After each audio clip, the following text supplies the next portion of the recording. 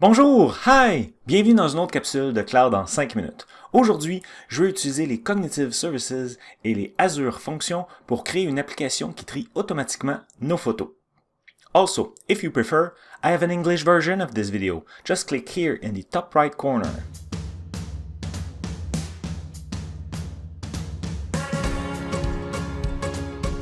Aujourd'hui, ce que je vais faire, c'est vous montrer un workshop que j'ai fait récemment qui s'appelle Not a Dog, qui fait référence à une application créée dans une série télévisée Hot Dog, Not Hot Dog.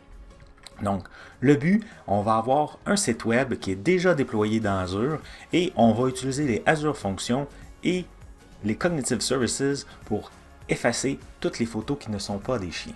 Avant de pouvoir faire le workshop, vous allez avoir besoin de quelques petites choses. Visual Studio, l'extension Fonction et une Azure Subscription. Si vous n'avez pas d'Azure Subscription, vous pouvez en avoir une facilement gratuitement en allant à l'adresse bit.ly.azfree for AZ Free.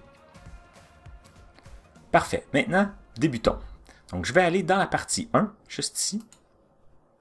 Parfait. Pour bien débuter, on va avoir besoin de notre site web qui montre nos photos. Donc, j'ai déjà tout préparé pour vous. Vous avez seulement à cliquer sur le bouton Deploy to Azure pour déployer dans Azure. Donc ici, on doit remplir quelques petites questions. Vous choisissez votre subscription. On va créer un ressource group. Un ressource group qui est juste un groupe logique. Donc on en crée un nouveau. Vous l'appelez comme vous voulez. Je vais l'appeler DocDemo. Ensuite, vous choisissez un nom pour votre application. Je vais l'appeler DocDemo App. La branche, c'est ici. On a différentes branches. Pour le moment, gardez Master et vous cochez la petite case à cocher. Ensuite, on pèse sur le bouton bleu. Il ne reste plus qu'à attendre. Donc, pendant que ça se déploie, retournons dans le portail GitHub pour vous expliquer un peu qu'est-ce qui se passe. Donc, si je retourne à la racine du projet, on voit ici que j'ai plusieurs différents fichiers, dont un répertoire qui s'appelle déploiement. Donc, si je prends ici celui-là, deploy to azure.json, c'est un gros fichier et en fait, c'est un ARM template pour Azure Resource Manager Template. C'est un fichier JSON qui décrit toute mon architecture, donc pas d'exécutable, seulement l'architecture. Et ici, ça décrit que je vais avoir besoin d'un storage account, d'un service plan, d'un site web. Mais là, moi, je veux déployer un site web, mais je veux aussi avoir le code. Donc, pour ce faire, ce que j'ai fait, c'est que dans la description de mon site web, j'ai aussi créé des sous-ressources, dont une ici qui est un source control. Et j'ai spécifié l'adresse URL du répertoire GitHub où se retrouve la workshop.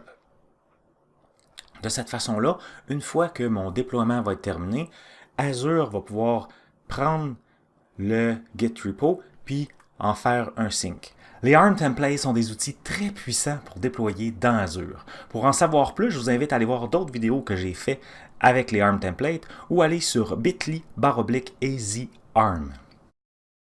Maintenant, si on retourne à la racine, une des petites particularités de ce projet-là, c'est comme ce n'est pas seulement un projet, un exécutable, et qu'il y a des fichiers texte et tout ça, je devais spécifier où se trouve mon application.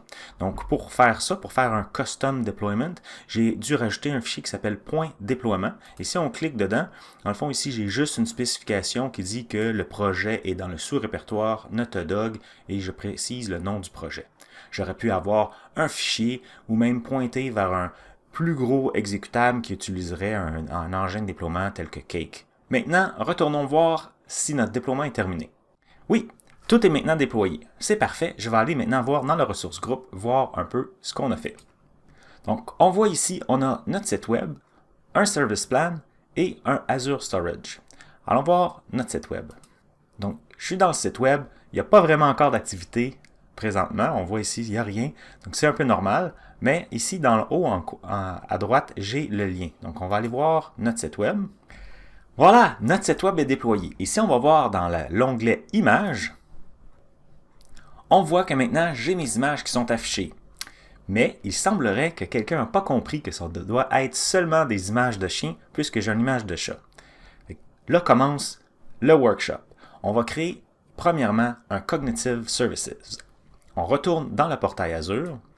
Et on va aller ici dans le coin en haut à gauche, cliquer sur le plus pour créer une nouvelle ressource. On va chercher Vision. Et on va sélectionner Computer Vision. On appuie sur le bouton Create et on va devoir remplir quelques petites questions. Donc, le nom, ensuite la subscription, la location. Choisissez une location normalement qui est proche de vos données. J'ai déployé mes choses dans East US, donc je vais prendre la même location. Ensuite, pour le prix, comme c'est un démo, je vais prendre gratuit, mais évidemment, il y a plusieurs autres tiers qui peuvent être intéressants pour vous. Et le ressource group, on va déployer dans le même ressource group qu'on avait avant. Parfait. Donc, on clique le bouton Create. Ça devrait prendre que quelques secondes et notre ressource va être créée. Voilà, c'est maintenant terminé. Donc, allons voir cette nouvelle ressource. Donc, on retourne ici dans le ressource group. Et on voit maintenant qu'avec les 3 ressources précédentes, j'ai maintenant mon Dog Vision qui est présent. Donc, cliquons dessus. Donc, Dog Vision, on va aller juste ici dans la partie Overview. Donc, mon Vision API est en fait un API. Donc, je vais avoir besoin de 2 choses pour y accéder. Premièrement, son endpoint, l'adresse URL à laquelle je vais m'adresser, et elle se trouve ici dans la partie Overview, complètement ici en haut à droite, j'ai l'URL. Donc, on va prendre ça, on va la noter pour plus tard, on va en avoir besoin. Donc, je vais mettre ça dans un notepad. La deuxième information que j'ai besoin, qui va être la clé. Donc, c'est très simple. Pour la retrouver, ici, on va aller encore une fois dans le panneau de gauche, on va aller sur Keys, et on va prendre une clé. Vous avez 2 clés pour pouvoir faire une rotation des clés sans arrêter vos services. Évidemment, ces clés sont privées. Moi, je vais tout effacer une fois que la vidéo est terminée. Donc maintenant, j'ai accès à mon Cognitive Services, mais j'ai aussi besoin d'avoir accès à mon storage pour être capable d'aller lire mes images. Donc, on va retourner dans notre Resource Group. Donc, ce qu'on peut faire, on peut aller ici. Je vais juste étendre ça ici. On a Ressources Group, comme ça. Si on clique, on va avoir la liste de toutes les ressources group qui sont disponibles. Vous allez cliquer sur le ressource group où vous avez déployé vos ressources et vous allez les retrouver juste ici, comme ça.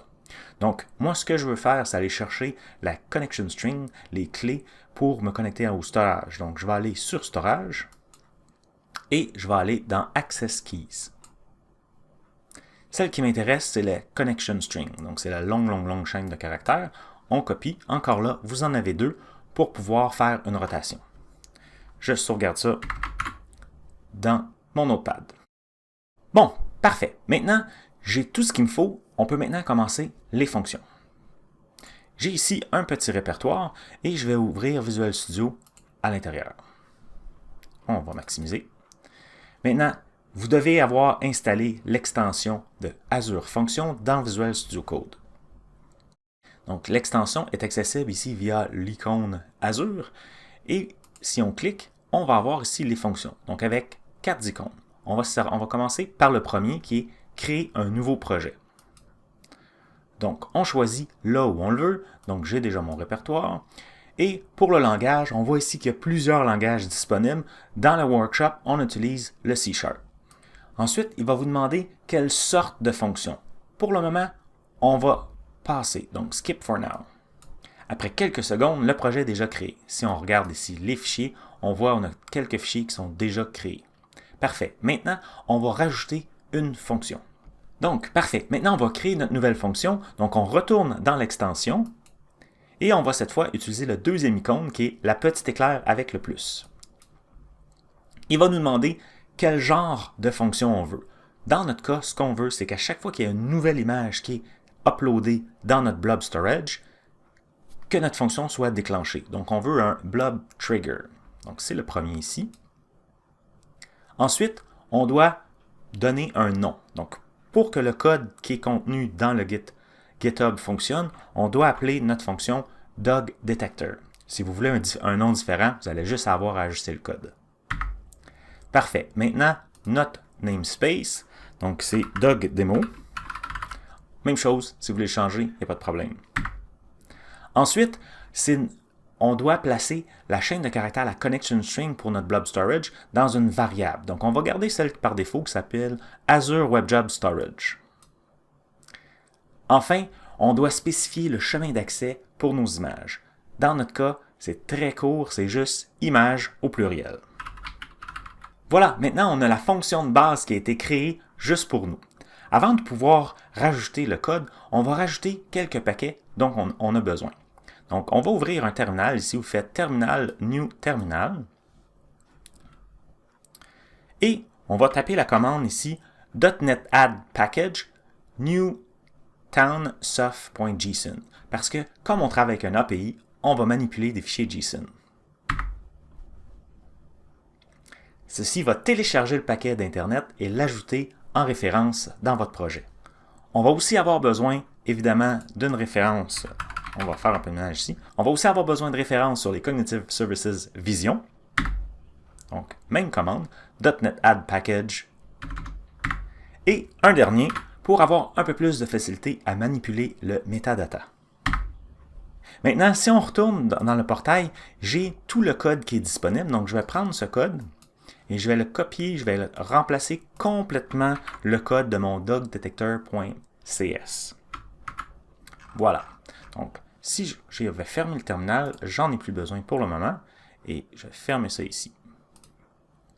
Donc, si on passe rapidement, j'ai ici ma fonction dogDetector qui va regarder dans le container image, on va avoir tous les noms en tant qu'objet et la connection string est bien sauvegardée dans Azure Web Job Storage. Ensuite, ici, toute la première section, c'est là où je vais faire mon appel à mon Cognitive Services en y passant la photo. Ensuite, j'analyse le résultat et je regarde si je trouve dans les tags Animal Dog ou Dog. Parfait. Maintenant, j'ai tout mon code, mais toutes les informations pour me connecter, je dois les mettre dans mes settings. Donc, on sauvegarde le fichier ici et on va ouvrir un autre fichier de configuration. Donc, j'ai local.setting, on va ouvrir ça. Et on voit ici que j'ai mon Azure Web Job Storage qui est là, mais c'est vide. Donc, je vais remettre ma chaîne de caractères.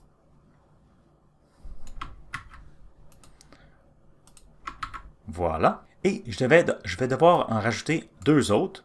Donc, c'est aussi disponible à partir du GitHub. Tout ce qu'il nous reste à faire, c'est de remplacer les chaînes de caractères. Donc, ma clé d'API. Voilà. Et maintenant, mon endpoint. Oups, juste ici, mon endpoint. Voilà. Maintenant, je sauvegarde. Parfait. Je suis maintenant prêt à déployer. Et vous allez voir, déployer une fonction avec Visual Studio Code, c'est très simple. Je vais me servir encore une fois de notre extension. Et vous l'aurez sûrement deviné, on va se servir du troisième icône, la petite flèche par en haut qui déploie notre fonction. Donc, on clique, on doit choisir notre subscription. Et maintenant, on va créer une nouvelle fonction. Donc, on va donner un nom. Donc, DogDemo Func. Et là, ce qui va se passer, c'est que Visual Studio Code va créer les ressources dans Azure et ensuite va déployer notre fonction. Je vous retrouve tout de suite après. Parfait, c'est maintenant terminé. Donc, notre déploiement est maintenant complété. Ce qui me reste à faire, c'est de prendre nos configurations et de les uploader dans Azure. De cette façon, notre fonction qui est déployée dans Azure va pouvoir accéder à notre Vision API et notre storage. Donc, encore une fois, à partir de l'extension, on va pouvoir ici exploser la subscription et pouvoir trouver notre fonction.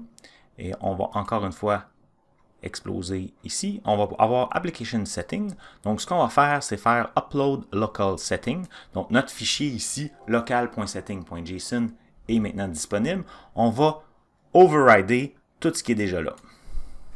Donc, pour en savoir plus sur les Azure Functions, vous pouvez toujours regarder d'autres vidéos que j'ai déjà fait ou aller à bit.ly/AZFunctions avec un S.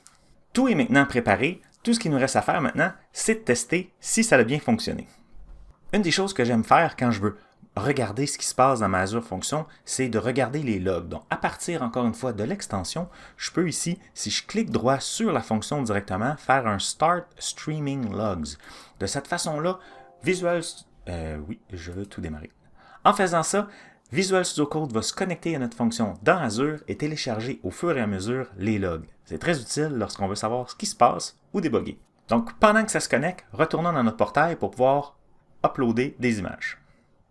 Donc, je retourne dans le portail Azure et je veux uploader des images dans le Blob Storage. Donc, je suis déjà ici sur le Storage, mais j'étais dans Access Keys. Ce que je vais faire, je vais retourner à Overview. Et le Storage comprend plusieurs éléments, des blobs, des tables, des queues qui sont très utiles lorsqu'on va faire du messaging, mais aujourd'hui, on va se concentrer sur les blobs. On voit ici, j'ai mon container, mon répertoire qui s'appelle Images.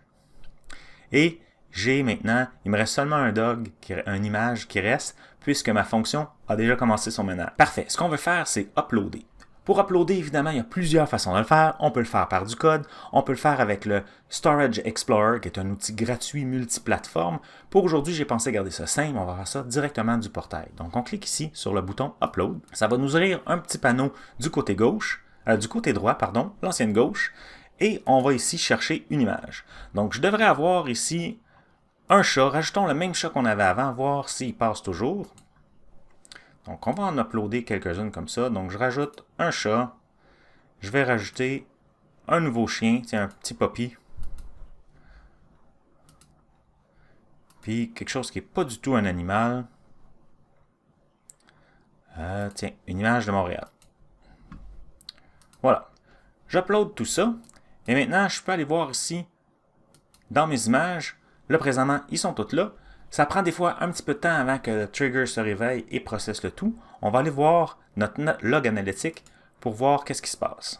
Ah, on voit ici les fonctions ont été déclenchées. Donc, on voit l'image a été processée. C'était pas un chien. Donc maintenant, Montréal, on voit ici pas un chien. Donc, ça semble avoir fonctionné. Si on retourne sur notre portail web et que je rafraîchis, il me reste maintenant seulement les deux chiens. Ça fonctionne. Les Cognitive Services sont très faciles à utiliser. Pour en savoir plus, vous pouvez toujours aller voir les autres vidéos que j'ai faites à ce sujet ou aller sur bit.ly.azc-services. J'espère que cette vidéo vous a plu et j'espère surtout qu'elle vous a été utile. Si c'est le cas, n'hésitez pas à faire un pouce en l'air, à vous abonner à la chaîne et à partager. C'est toujours très apprécié. On se revoit une prochaine fois. Merci. Bon, il faut que je trouve mon chien.